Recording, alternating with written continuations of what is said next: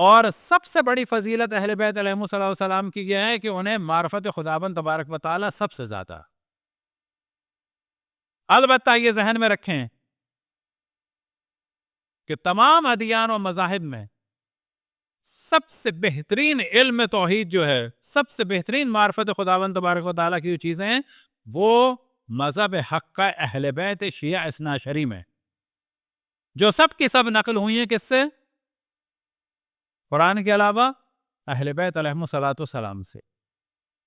کہ انہی میں سے ایک چیز ہے کہ جس کو ہم فقط شب قدر میں پڑھتے ہیں، وہ کیا چیز ہے؟ دعائے جوشن کبیر. دعائے جوشن کبیر کے 100 چیپٹر ہیں، ہر چیپٹر میں 10 اللہ سبحانہ و تعالیٰ کے اسماء و صفات و اسماء حسنہ ہیں. یعنی 1000 طریقے سے خداوند تبارک و تعالیٰ کا انٹروڈکشن ہے. وہ ایسی چیزیں کسی کے پاس بھی نہیں ہیں.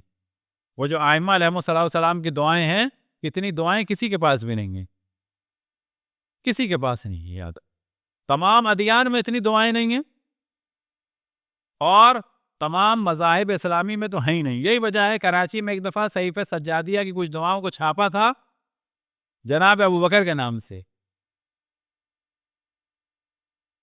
وجہ کیا ہے کہ ان سے کوئی دعا ہی نہیں ہے، کوئی دعا ہی نہیں ہے. یعنی اہل بیت کی فضیلتوں میں سے ایک فضیلت یہ ہے کہ اہل بیت سے دعائیں نقل ہوئی ہے، اور ان کے مخالفین میں سے کسی سے بھی کوئی ایک بھی دعا نقل نہیں. کیونکہ ہمارے پاس دعائیں ہیں تو ہمیں پتہ ہی نہیں چلتا کہ کتنی اہم ہیں.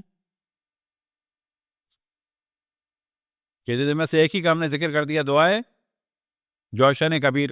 باقی دعاؤں کا پورا سلسلہ ہے ہمارے پاس. حتیٰ جو امام زین العابدین علیہ السلام کی دعائیں صحیفہ سجادیہ میں،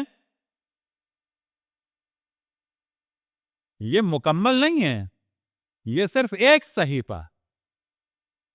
یہ جناب عیسیٰ بن زید کے ذریعے سے جو دعائیں آئی ہیں وہ ہیں. ان کے علاوہ تقریباً اس سے 3 گنا اور زیادہ ہیں، یعنی یہ 1/4 ہے تقریباً. اسی طرح سے باقی معصومین علیہ السلام کی دعائیں اور زیارات کے جو معرفت خداوند تبارک و تعالیٰ کا خزانہ، آج بھی جتنے تصوف کے سلسلے وہ سب کے سب جا کے ختم ہوتے ہیں کہاں پر؟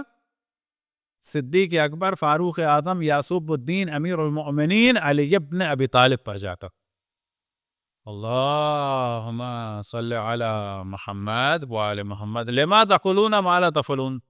جو تم خود نہیں کرتے اس کا کہتے کیوں ہو؟ لیکن اب یہاں پہ یہ نہیں چلے گا. اگر میں بھی آگے آ جاؤں گا تو پھر مشکل ہو جائے گی. فقط آپ سے ہی کہا جا سکتا ہے کہ آپ لوگ آگے آ جائیں.